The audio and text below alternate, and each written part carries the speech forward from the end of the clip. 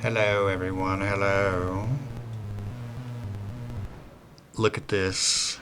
I got the Olegtron 4060E, the Euro rack version of their infamous little desktop effect pedal shaped doodad. I decided on the Euro rack version because I've got quite a few desktop type devices. I've got, Bastel Castle and BitRanger, Soft Pop. I have a Sound Machines Nano Synth lying around somewhere.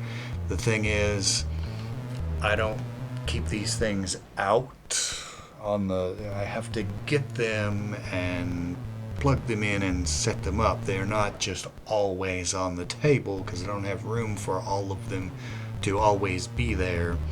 And so I thought if I got the Olegtron desktop, it would be just like all of the others and I would hardly ever use it. But I thought, well, if it's a module, it will be in my rack and it'll be there all the time and I'm bound to use it. So that influenced my decision. It came in a, let's see, it came in this cardboard tube. Woo! And it came with all of these electronic components. We've got capacitors, resistors, diodes, some DuPont wire, some transistors. I question the usefulness of that because the legs on this thing are too short to reach any distance across that breadboard. But yeah, it came with a couple of transistors as well. And the point of this contraption is that you plug electronics components into that breadboard in a haphazard fashion and listen to the results. It's going to be very difficult to explain what's going on here because I don't actually know. I've got a bunch of capacitors and an LED. I can tell you, well, the two knobs down here, this works a lot like, or exactly like the desktop version. This controls the voltage because the 4060 chip that's inside there will behave strangely if you starve it, i.e. send it less than its recommended voltage, and that's what this is for. And this knob controls the basic frequency of the internal oscillator, and you can lower its range by sticking a capacitor in these sockets. If I take this out,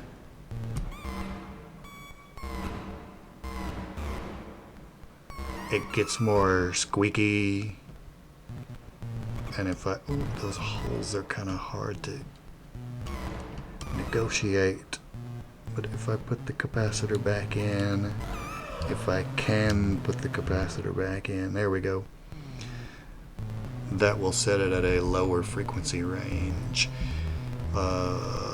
Things that this has that the desktop version doesn't have, there is a frequency touch plate here at the bottom.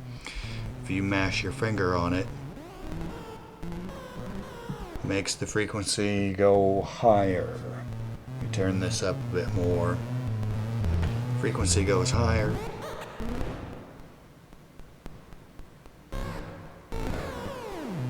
The more finger you smash on there.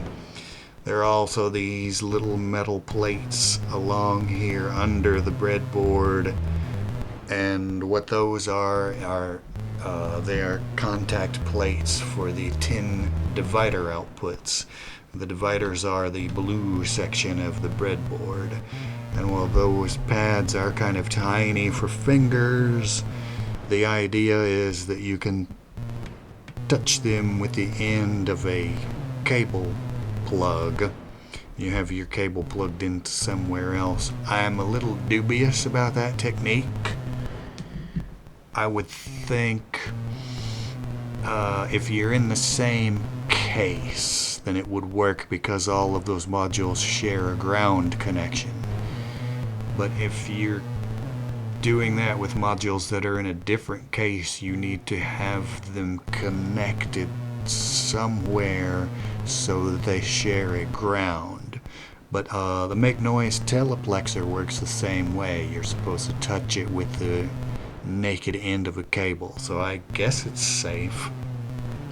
And then underneath the jacks at the top, there's also a touch plate. Now this one is almost conveniently finger sized, and it works the same way. Whatever signal you have routed to the corresponding jack is also available on the touch plate. Now this here came as a complete surprise. Nobody mentioned this at all. It's a 4 HP expansion that gives you those 10 divider outputs and 10 jacks right here. And it came in the tube with the 4060E, which that was a surprise. Lucky for me that I did have enough empty HP to actually put it in. So yeah, I don't know if that's supposed to come with that or if I just got lucky. What's happening? I'm using Tromso to clock the cipher. Cipher's receiving an LFO as the input. I tried to send it one of these divider outs and it just froze up and did nothing. So it's receiving an LFO, and then one of the CV outs is going in and affecting the Olegtron in some way. Hard to explain it any better than that. So that's all I will say. This was my test run. I've been here, sitting here for, I don't know, an hour or two messing with it to make sure it works. And it is making noises. So that means I installed it correctly.